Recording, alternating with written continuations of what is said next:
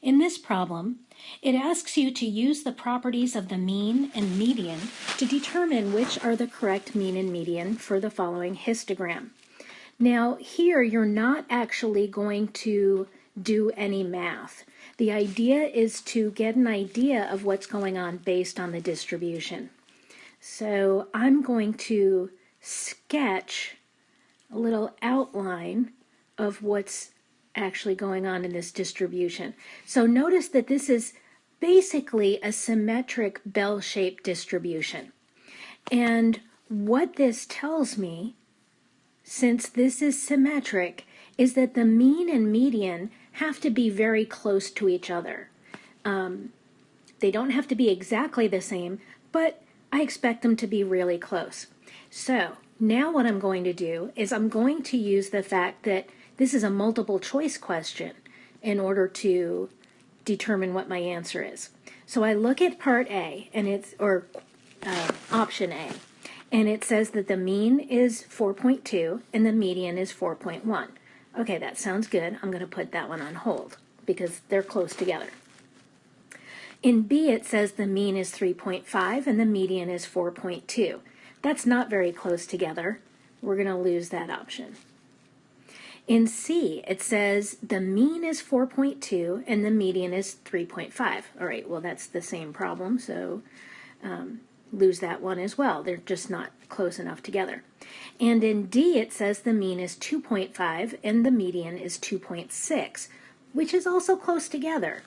So now I have two options that are close together. How do I decide what my answer is? Well, another thing that I know about a bell-shaped distribution is that the mean and the median are close together, but so is the mode. So I look at where is my peak and which is it closer to? Is it closer to the 4.2, 4.1 scenario or the 2.5, 2.6 scenario?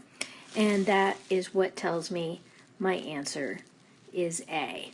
So this is definitely a process of elimination type problem and not a computation problem. Now let's take a look at the next page. Okay, now it's probably really difficult to tell this, but I have actually taken the same problem and let's call it photoshopped it a little bit. And so now I've added some extra data values to our histogram. And if this were our histogram, what would our answer be to this question about which is the correct mean and median based on the histogram? So what I'm going to do is, again, draw my little outline of the distribution. But what happens here is that I wind up with a very long tail on the right-hand side, or the positive side of my distribution. And so we call this skewed.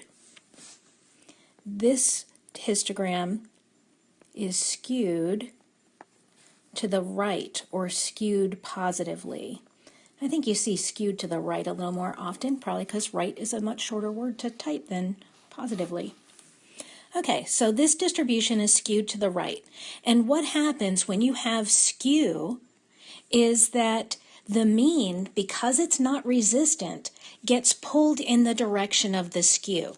So now let's take a look at our options again and see which one is the correct one to choose.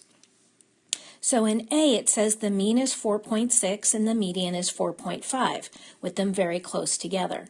That doesn't happen. The mean, as I said, is not resistant and it gets pulled in the direction of the skew.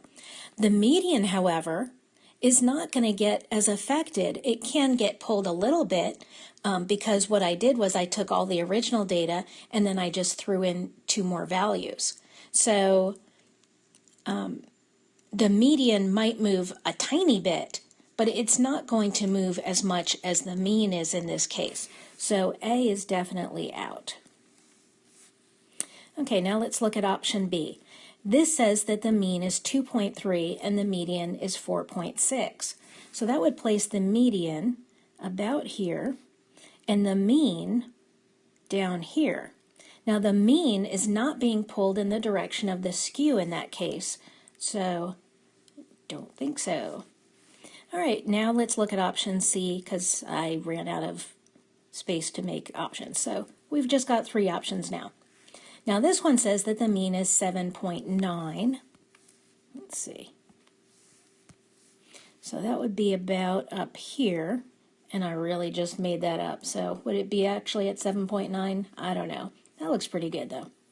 And the median is 4.6, a little bit more than it was, I think, in the original problem, but I erased it, so I don't really remember.